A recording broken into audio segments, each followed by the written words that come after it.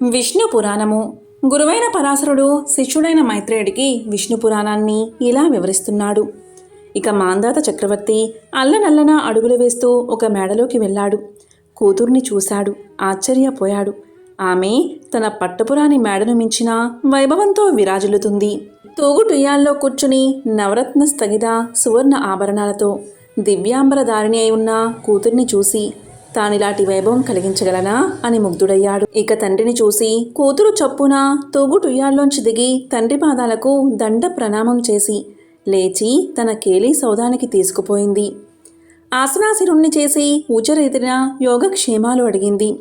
అందరూ క్షేమంగా ఉన్నారని తండ్రి సంతోషంగా సమాధానం చెప్పాడు. తరువాత అడిగాడు, అమ్మా, నువ్వు నీ చెల్లెళ్ళు క్షేమంగా ఉన్నారా? నీ భర్త మిమ్మల్నందరినీ ఆదర అభిమానాలతో చూస్తున్నాడా?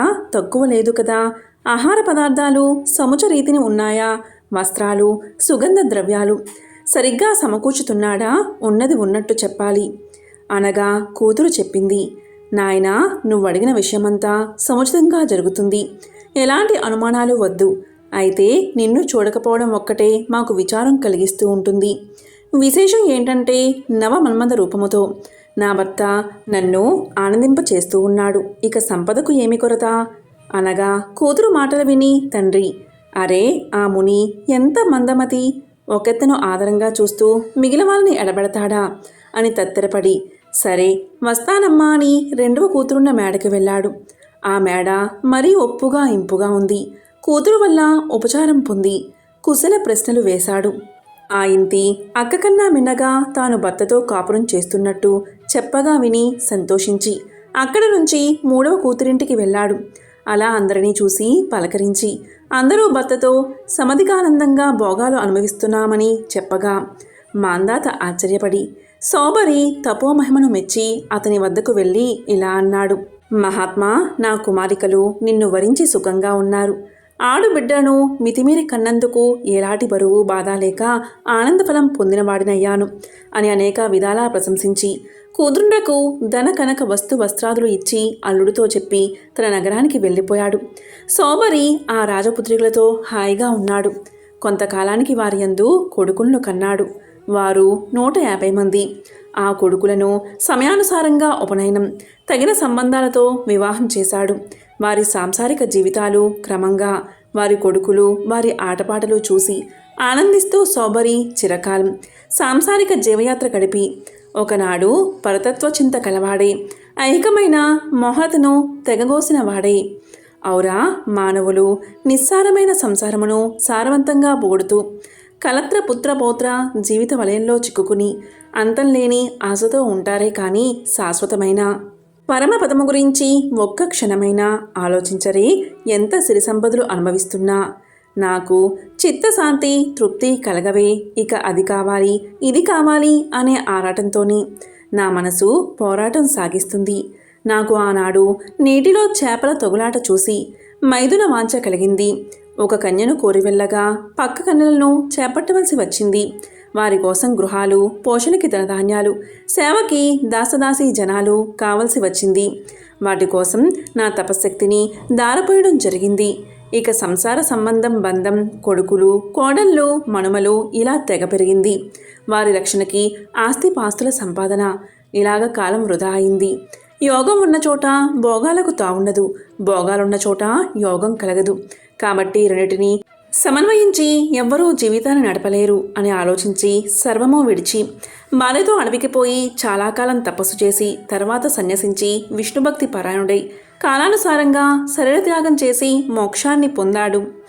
ఈ సోబరి కథ వ్రాసిన, చదివిన, విన్న సిరి సంపదలతో సుఖ జీవితము, శరీర త్యాగమైన తర్వాత మోక్షము కలుగుతాయి అని పరాశరుడు మాంధాత పుత్ర సంతతి చెప్పాడు. ఇక మాంధాత కొడుకైన అంబరీషుని కొడుకు యువనాసుడు, అతని సుతుడు హరిషుడు, వాని సంతతి అంగిరసులు అనే గంధర్వులు 6 కోట్లు.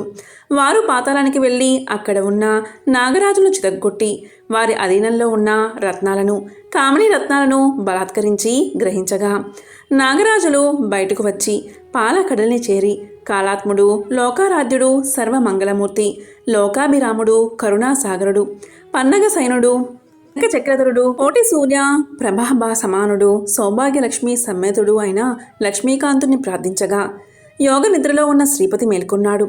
పన్నగపతులు స్వామికి దండ ప్రణామం చేసి తమ ఇక్కట్లు గంధర్వులచే చెప్పించారు. అది విని లక్ష్మీపతి మన్నించి పన్నగ సర్పాలను ఆదరంగా చూసి అన్నాడు, పురుగుచ్చుడు పరిపాలకుడుగా భూమిలో ఉన్నాడు. నా ప్రభావం ఆ పరిపాలకుడికి అంగరక్షగా ఉంది. మీరు వెళ్ళి ఆ రాజును కోరండి. అతడు గంధర్వులను అవలేలగా సంహరించి మీకు మేలు కలిగిస్తాడు. వెళ్ళండి అన్నాడు.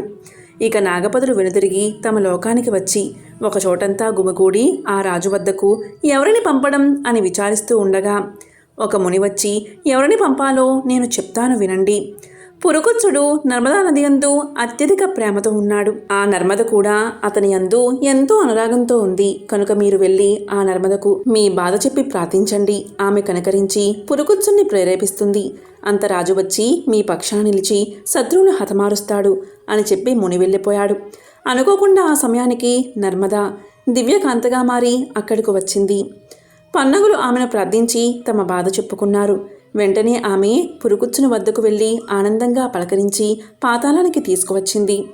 నాగపతులు పురుగుచ్చుని ఏదోచితంగా సన్మానించి, రాజా, మహావిష్ణువు వాక్కు మా పగవారిని పరమార్చి మాకు మేలు కలిగిస్తామని ఆ మాట సఫలం చేయవలసిందని వేడుతున్నాము అనగా వెంటనే పురుగుచ్చుడు నాగవేరులను గంధర్వులను ఎదిరించి సహజము విష్ణు ప్రభావభరితము అయిన భుజబలంతో 6 కోట్ల గంధర్వులను హతమార్చి నాగులకు నిర్భర ఆనందం కలిగించాడు.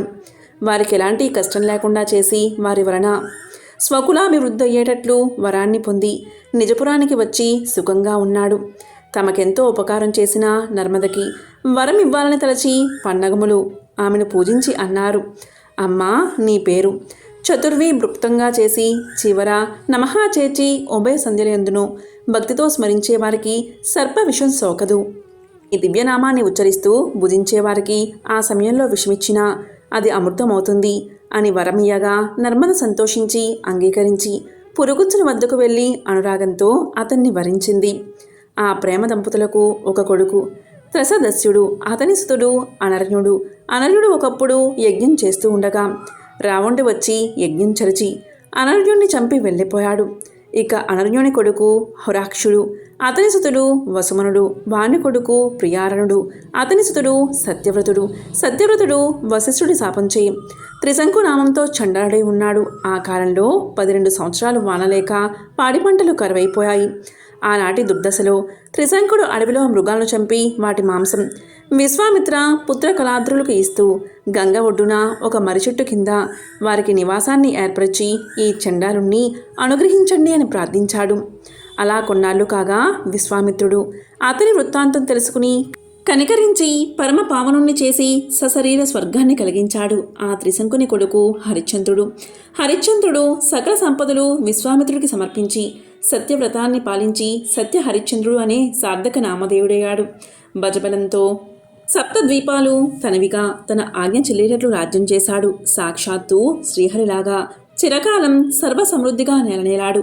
రాజసూయ అశ్వమేధ యజ్ఞాలు నిర్విఘ్నంగా చాలా చేశాడు. అంతమందు దేవలోకంలో ఇంద్రుడి సింహాసనానికి పక్కనే దివ్య సింహాసనాసీనుడయ్యాడు. ధర్మానికి హరిశ్చంద్రుడు పురుషరూపం. ఈ విధంగా గురువైన పరాశరుడు శిష్యుడైన మైత్రేయుడికి విష్ణు పురాణాన్ని వివరిస్తూ ఉన్నాడు. విష్ణు పురాణము. ఓం నమో నారాయణాయ.